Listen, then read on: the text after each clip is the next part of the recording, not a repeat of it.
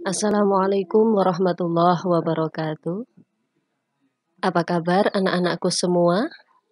Semoga kalian semua selalu dalam lindungan Allah dan selalu dalam keadaan sehat. Alhamdulillah pada kesempatan hari ini kita masih sama-sama bisa belajar tentang sejarah kebudayaan Islam. Masih bersama saya yaitu Evi Zuliantika dari Mandua Madiun. Adapun materi yang akan kita bahas bersama-sama yaitu adalah tentang Wali Songo. Masuk pada materi pertama itu adalah pengertian dari Wali Songo.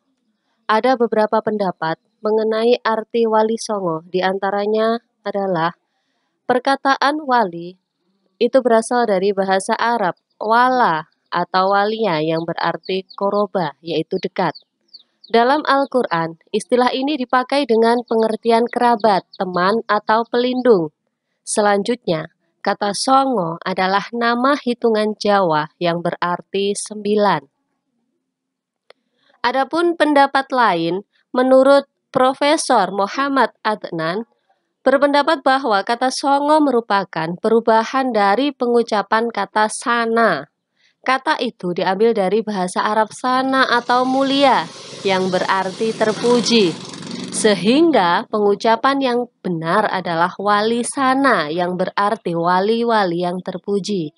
Dan pendapat Profesor Adnan itu diperkuat oleh Tanojo. Sedangkan menurut Tanojo, sana itu berasal dari bahasa Jawa yang berarti tempat atau wilayah dengan interpretasi. Wali Songo berarti wali bagi suatu tempat atau penguasa.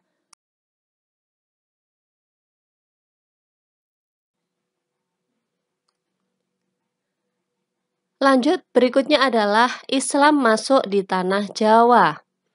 Islam masuk melalui pesisir utara Pulau Jawa ditandai dengan ditemukannya makam Fatimah binti Maimun bin Hibatullah yang wafat pada tahun 475 Hijriah atau 1082 Masehi. Ditemukan di Desa Leren, Kecamatan Manyar, Kabupaten Gresik. Dilihat dari namanya, diperkirakan Fatimah adalah keturunan Hibatullah, salah satu dinasti yang ada di Persia. Di samping itu, di Gresik juga ditemukan makam Maulana Malik Ibrahim dari Kashan, satu tempat di Persia, yang meninggal pada tahun 822 Hijriah atau 1419 Masehi. Agak masuk ke pedalaman, itu di Mojokerto juga ditemukan ratusan kuburan Islam kuno. Makam tertua berangka tahun 1374 Masehi. Diperkirakan makam-makam ini ialah makam keluarga istana Majapahit.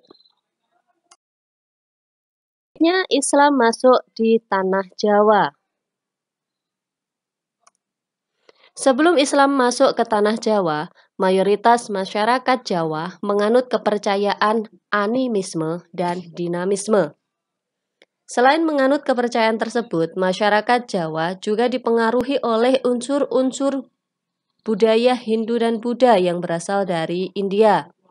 Seiring dengan waktu yang berjalan, tidak lama kemudian Islam masuk ke Jawa melalui Gujarat dan Persia, sehingga ada beberapa pendapat yang menyatakan bahwa Islam masuk ke Indonesia melalui teori Persia dan India atau Gujarat.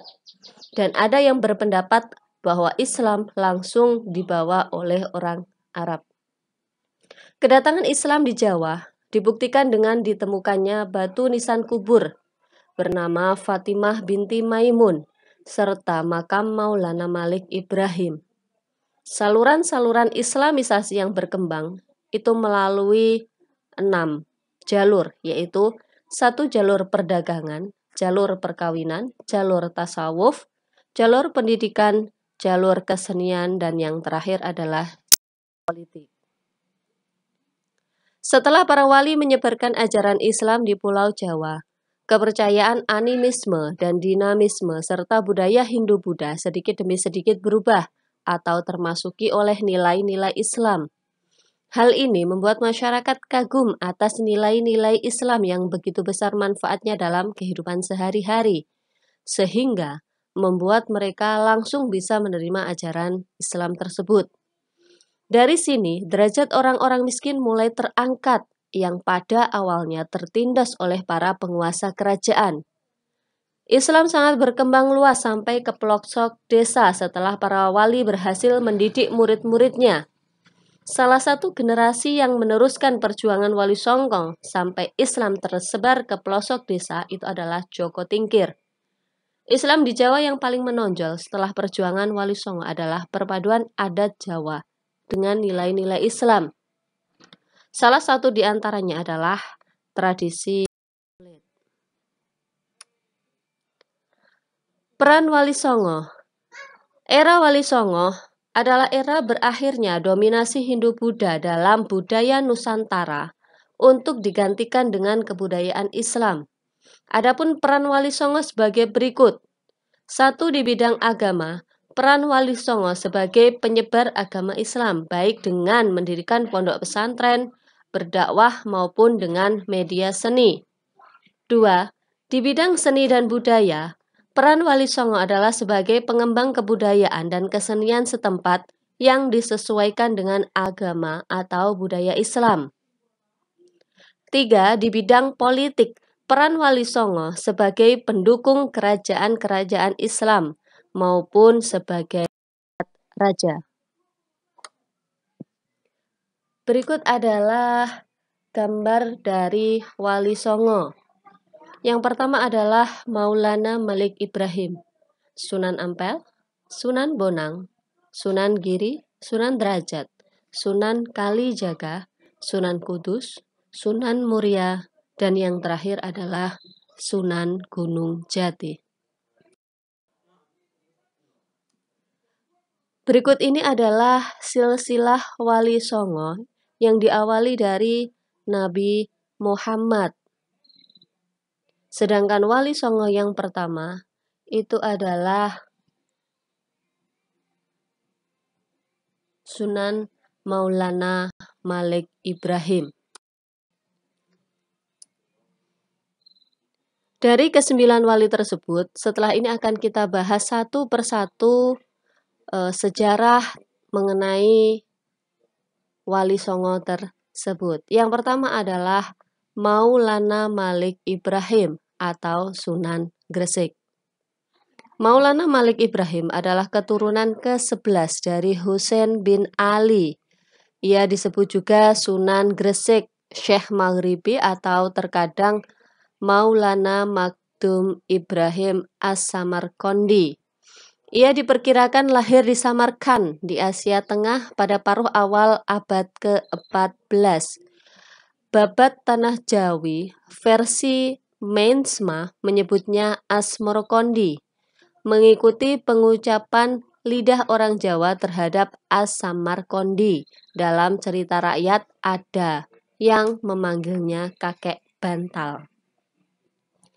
Beliau adalah saudara Maulana Ishak dan menikah dengan Ratna Dyah Siti Asmoro, putri dari Baginda Campa, dan memiliki 2 orang putra yaitu Raden Rahmat atau Sunan Ampel dan Sayyid Ali Murtadho alias Raden Santri.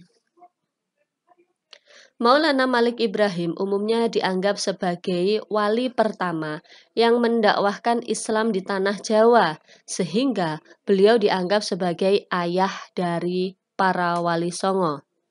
Beliau mengajarkan cara-cara baru bercocok tanam dan banyak merangkul rakyat kebanyakan, yaitu golongan masyarakat Jawa yang tersisihkan akibat kekuasaan akhir Majapahit.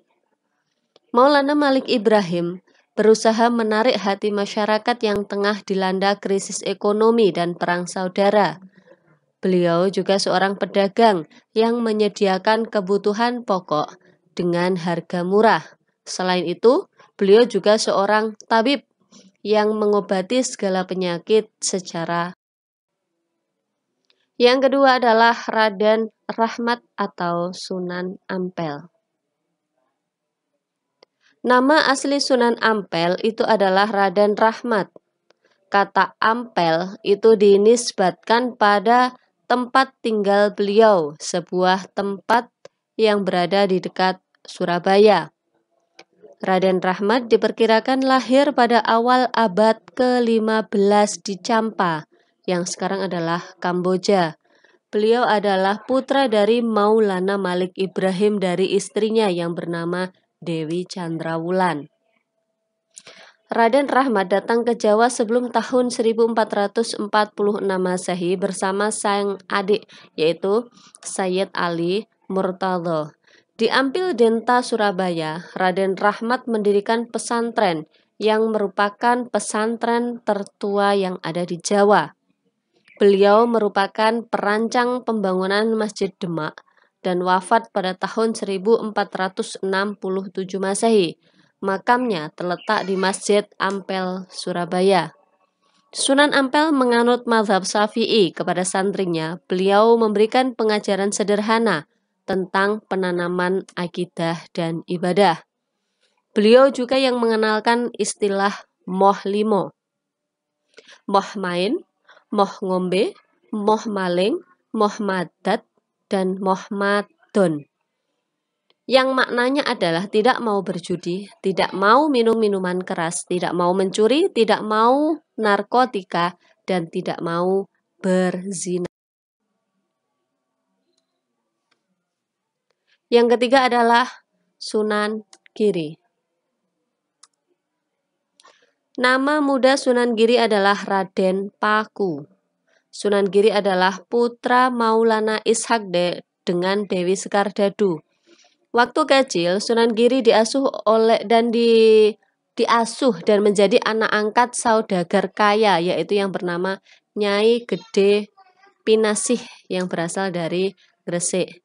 Sunan Giri adalah keturunan ke-12 dari Husain bin Ali dan merupakan murid dari Sunan Ampel, serta saudara seperguruan dari Sunan Bonang. Ia mendirikan pemerintahan mandiri di Giri Kedaton, Gresik, yang selanjutnya berperan sebagai pusat dakwah Islam di wilayah Jawa dan Indonesia Timur, bahkan sampai ke Kepulauan Maluku. Salah satu keturunannya yang terkenal ialah Sunan Giri Prapen yang menyebarkan agama Islam ke wilayah Lombok dan Bima. Raden Paku membangun masjid pada daerah perbukitan Gresik dan menjadikannya sebagai pusat penyebaran agama Islam. Itulah sebabnya beliau terkenal dengan julukan Sunan Giri. Giri itu artinya gunung.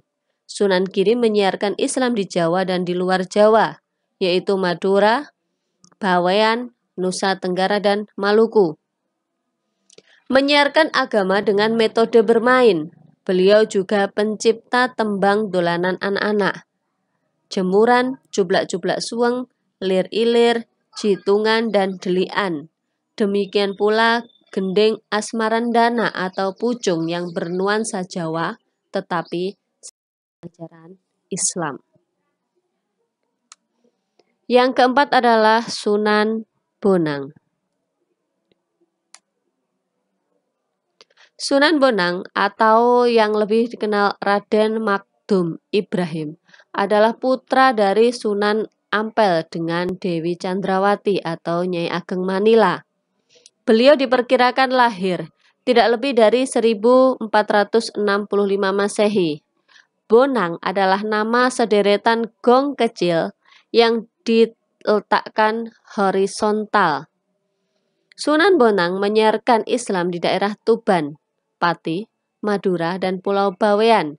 Daerah beliau tinggal adalah Bonang. Beliau menginjakkan kaki untuk kemudian menetap dan menjadi imam bagi masyarakat Tuban antara tahun 1475 sampai 1500 Masehi. Beliau dianggap sebagai pencipta gending pertama dalam rangka mengembangkan Islam di pesisir Jawa. Beliau berdakwah melalui kesenian untuk menarik penduduk Jawa agar memeluk agama Islam. Ia dikatakan sebagai penggubah suluk wijil dan tembang Tombo Ati yang masih sering dinyanyikan oleh orang. Pembaharuannya pada gamelan Jawa ialah dengan memasukkan rebab dan bonang yang sering dihubungkan dengan namanya. Universitas Leiden menyimpan sebuah karya sastra bahasa Jawa bernama Handboek van Bonang atau Buku Bonang. Menurut Drewes, itu bukan karya Sunan Bonang, namun mungkin saja mengandung ajarannya. Sunan Bonang diperkirakan wafat pada tahun 1525 Masehi. Beliau sangat berjasa mengubah hidup Raden Syahid atau Sunan Kalijaga. Beliau berdakwah sampai akhir hayatnya dan beliau wafat sekitar tahun 1500.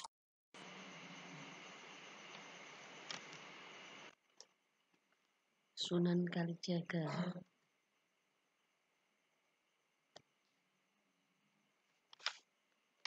Sunan Kalijaga lahir pada tahun 1450 Masehi dengan nama Raden Syahid.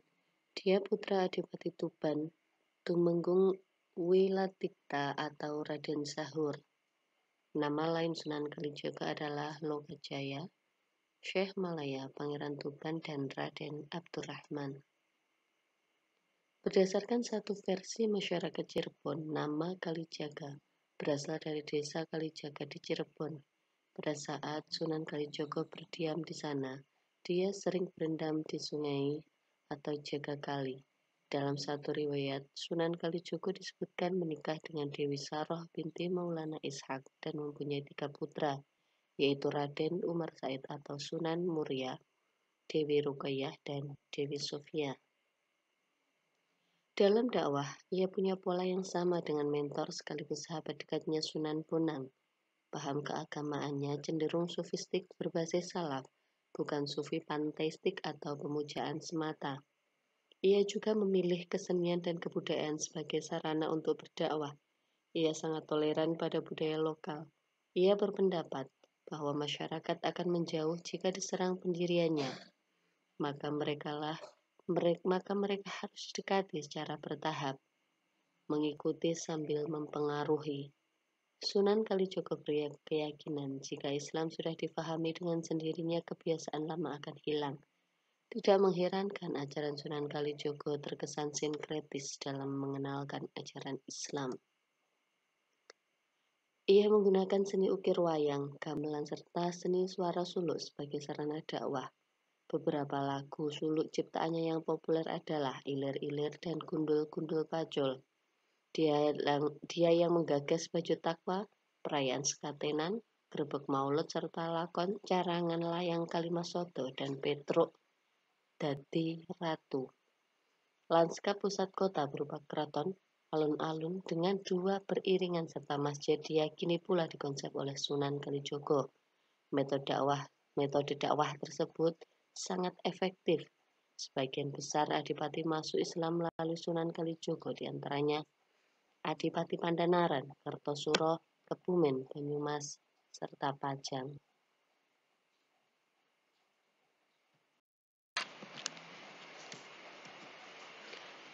Berikutnya adalah Sunan Gunung Jati.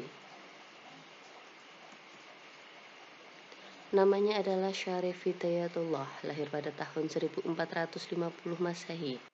Ayahnya adalah Syarif Abdullah Maulana Huda, pembesar Mesir keturunan Bani Hashim.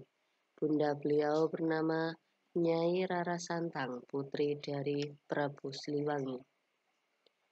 Dalam Babat Cirebon menyebutkan ketika Pangeran Cakrabuana membangun Cirebon dan tidak punya pewaris, maka sepulang dari Timur Tengah, Raden Syarif Hidayatullah mengambil peranan membangun kota Cirebon dan menjadi pemimpin perkampungan Muslim yang baru dibentuk itu setelah uaknya wafat. Memasuki usia dewasa, sekitar di antara tahun 1470 sampai 1480 Masehi, beliau menikahi adik Bupati Banten, Nyai Keungaten. Dari pernikahan ini beliau mendapatkan seorang putri yaitu Ratu Wulung Ayu dan Maulana Hasanuddin yang kelak menjadi Sultan Banten. Beliau meninggal pada tahun 1568 Masehi dalam usia 120 tahun dan dimakamkan di daerah Gunung Sembung, Gunung Jati, sekitar 15 km sebelah kota Cirebon dari arah barat.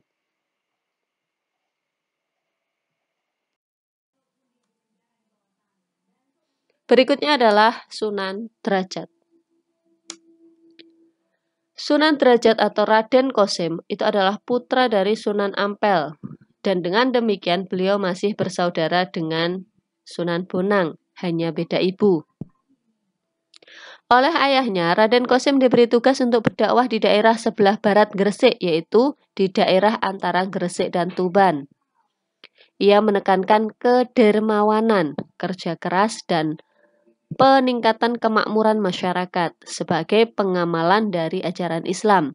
Pesantren Sunan Derajat dijalankan secara mandiri sebagai wilayah pendidikan, bertempat di Desa Derajat, Kecamatan Pacitan, Kabupaten Lamongan. Tembung Macopat dan Pangkur disebutkan sebagai ciptaan beliau. Gamelan, singo mangkok peninggalannya terdapat di Museum Daerah Sunan Derajat Lamongan. Beliau wafat pada tahun 1522 Masehi. Berikutnya adalah Sunan Kudus. Sunan Kudus atau Ja'far Shadiq adalah putra Sunan Ngudung atau Raden Usman Haji. Beliau hanya berdakwah di kalangan kaum penguasa dan priai Jawa saja. Beliau juga mendapatkan julukan Wali al-Ilm. Di antara yang pernah menjadi muridnya adalah Sunan Prawoto, penguasa Demak, dan Arya Panangsang, Adipati Jipang Panolan. Beliau memiliki peran yang sangat besar dalam pemerintahan Kesultanan Demak, yaitu sebagai Panglima Perang dan Hakim Peradilan Negara. Salah satu peninggalannya yaitu Masjid Menara Kudus yang arsitekturnya bergaya campuran Hindu dengan Islam. Sunan Kudus diperkirakan wafat pada tahun 1505 Masehi. Berikutnya adalah Sunan Muria. Sunan Muria atau Raden Umar Said atau Raden Prawoto adalah putra dari Sunan Kalijogo dengan Dewi Sarah binti Maulana Ishak. Beliau banyak berjasa dalam menyiarkan agama Islam di Jawa. Peranan beliau di Kerajaan Demak adalah menjadi penengah konflik internal di Kesultanan Demak. Ia juga ahli dalam memecahkan berbagai masalah, dan keputusannya dapat diterima oleh semua pihak. Sunan Muria berdakwah dengan metode yang sama seperti Sunan Kalijogo, yaitu kesenian. Beliau tetap mempertahankan kesenian wayang dan gamelan sebagai alat dakwah. Beliau yang menggubah tembang sinom dan kinanti. Beliau dikenal sebagai Sunan yang suka berdakwah tanpa ngeli, yaitu menghanyutkan diri dalam masyarakat. Beliau lebih suka tinggal di desa terpencil dan sambil mengajarkan keterampilan bercocok tanam, berdagang, dan melaut. Beliau berdakwah dengan cara halus, ibarat mengambil ikan tanpa memperkeruh airnya. Sasaran dakwahnya adalah para pedagang, nelayan, dan rakyat jelata. Dikenal dengan nama Sunan Muria karena pusat kegiatan dakwahnya dan makamnya itu terletak di Gunung Muria, dan beliau sangat dekat jelata. Demikian adalah paparan dari ke-9 Wali Songo. Semoga yang kita pelajari hari ini dapat bermanfaat. Terima kasih. Wassalamualaikum warahmatullahi wabarakatuh.